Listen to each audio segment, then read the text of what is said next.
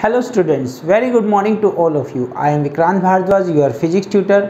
और आज हम डिस्कस करेंगे बेटा next topic, magnetic dipole moment of a current carrying loop. क्या डिस्कस करेंगे? Magnetic dipole moment of a current carrying loop.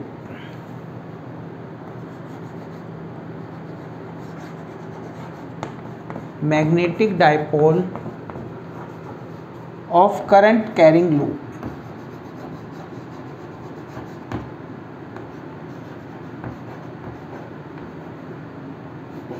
Current carrying loop. एक लूप हमने कंसीडर की बेटा, किसमें? In the plane of paper. ठीक है। और अगर हम इसको ऑफ से देखते हैं, ऊपर से देखते हैं, तो ये हमें ये डॉटेड दिखाई देती है and this is in anti clockwise direction. Current है जो इसमें, वो किस डायरेक्शन में है? Anti clockwise. इस तरह से लूप है in the plane of paper. और करंट जब हम टॉप व्यू देख रहे हैं इसका, कैसे है? एंटी क्लॉकवाइज डायरेक्शन में। कैसे है? Anti clockwise. तो ये जो इसका अपर फेस है, अपर फेस किसकी तरह एक्ट करेगा बेटा? एंटी क्लॉकवाइज कह रहा हूँ तो नॉर्थ पोल की तरह एक्ट करेगा क्लॉक रूल के अकॉर्डिंग। अगर यहाँ पे मेरे को एंटी क्लॉकवाइज दिख रहा है करंट अपर फेस में, तो लोअर फेस में कैसा दिखेगा? क्लॉकवाइज। तो ये जो लोअर फेस है, लोअर फेस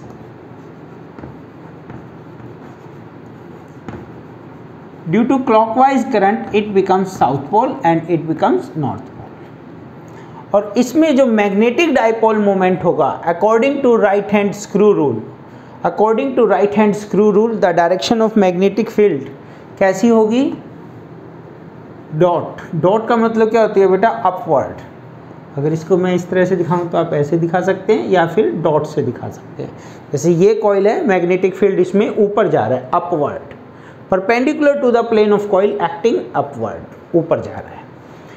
तो ये हमारा मैग्नेटिक डायपोल मोमेंट और इसकी डायरेक्शन क्या है? N cap, perpendicular to the plane upward. तो ये डायग्राम क्लियर है बेटा? तो इस स्टार्टिंग में तो मैंने डायग्राम में क्या बताया? Upper face due to anti clockwise become north and the lower face due to clockwise rotation become south. तो मैग्नेटिक डायपोल मूवमेंट की डायरेक्शन हमें वैसे भी पता है, साउथ से नॉर्थ। तो साउथ से नॉर्थ नीचे से ऊपर की डायरेक्शन में अपवर्ड दिखेगा, आउटवर्ड। तो इसको हम डॉट से भी रिप्रेजेंट कर सकते हैं या फिर इसको हमने इस तरह से दिखा दिया। अब इसके बाद ये जो मैग्नेटिक डायपोल की तरह एक्ट करेगी, करंट कैरिंग कॉइल किसकी तरह एक्ट कर रही है? ड्यू टू टू पोल होने की वजह से current carrying loop, current carrying loop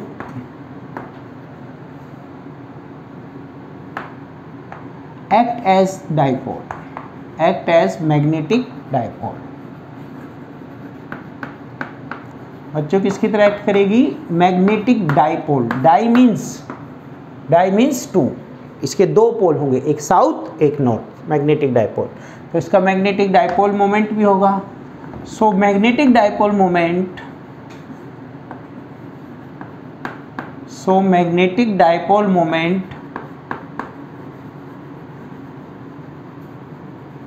represented by capital M, M vector से रिप्रेजेंट करेंगे। कैसे दिया जाएगा या कैसे हम फाइंड आउट करेंगे? depends upon three factors. First one, magnetic dipole moment is directly proportional to I. I means strength of current. I means strength of current. M is also directly proportional to A. A क्या है बेटा? Area of the loop enclosed. कितना area इस loop के अंदर आ रहा है, ठीक है? Combining these two factors, M is directly proportional to IA. And इस प्रोपोर्शनलिटी साइन को हटाएंगे तो कांस्टेंट क्या आएगा? के I A. K is known as constant of proportionality, where K is known as constant of proportionality.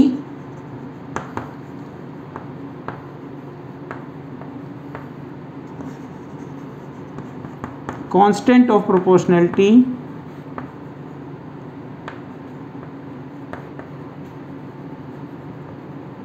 whose value is equal to, whose value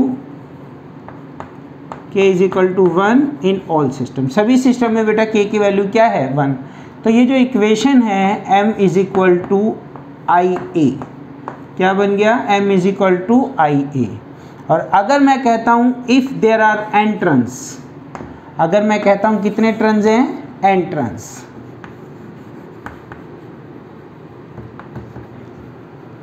if there are n turns, capital N turns, तो ये जो magnetic dipole moment होगा ये क्या बन जाएगा, NIA। This is our final formula, m is equal to NIA। यहाँ से बेटा आप यूनिट्स निकाल सकते हैं। लेट्स डिस्कस SI यूनिट क्या होगी इसकी, SI यूनिट ऑफ m, बोलो क्या होगी SI unit, N 9 unit, I ampere, area metre square. ये इसकी क्या होगी SI unit, ampere metre square.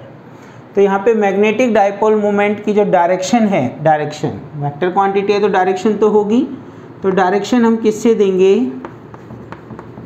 Direction of m magnetic dipole moment is given by right hand screw rule, is given by right hand rule.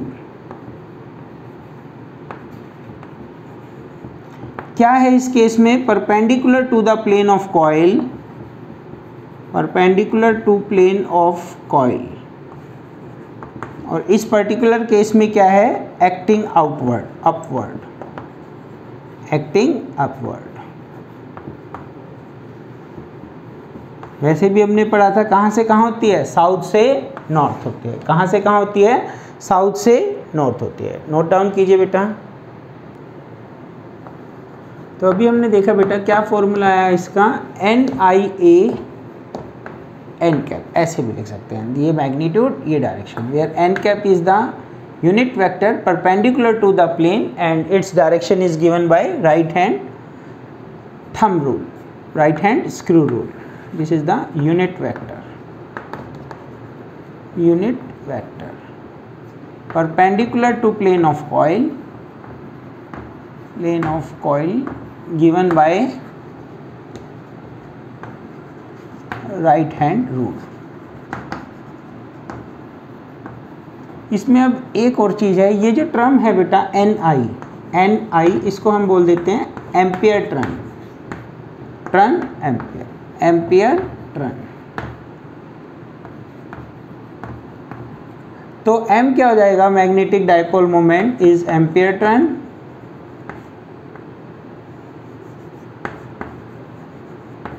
Ampere turn this much into area of the loop,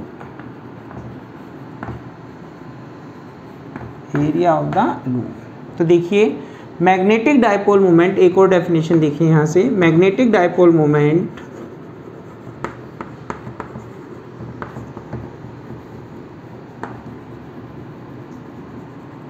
of current loop, magnetic dipole moment of current loop is the product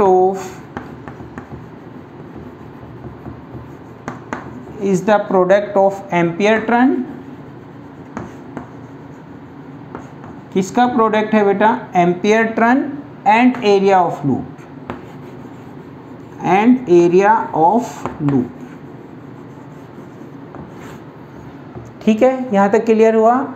एक चीज़ और इसमें हम discuss कर सकते हैं, जैसे इसकी unit क्या थी, एम्पियर मीटर स्क्वायर, तो what's about 1 ampere metre square, 1 ampere metre square कितना डाइपोल मोमेंट होगा, जब नंबर ऑफ टर्न्स भी 1 हो, करंट भी 1 एम्पियर फ्लो करे और एरिया भी क्या हो 1 मीटर स्क्वायर, सारी वैल्यू 1 हो, तो ये क्या हो जाएगा 1 एम्पियर मीटर स्क्वायर। तो इसको हम कैसे बनाते हैं बेटा डेफिनेशन, ये मैं हमेशा बताता हूँ, ये बिल्कुल ईजी होता है, अपनी लैंग्वेज में इसको लिखना होता है, क्रैम नहीं करना, ये सारे वर्ड्स आने चाहिए।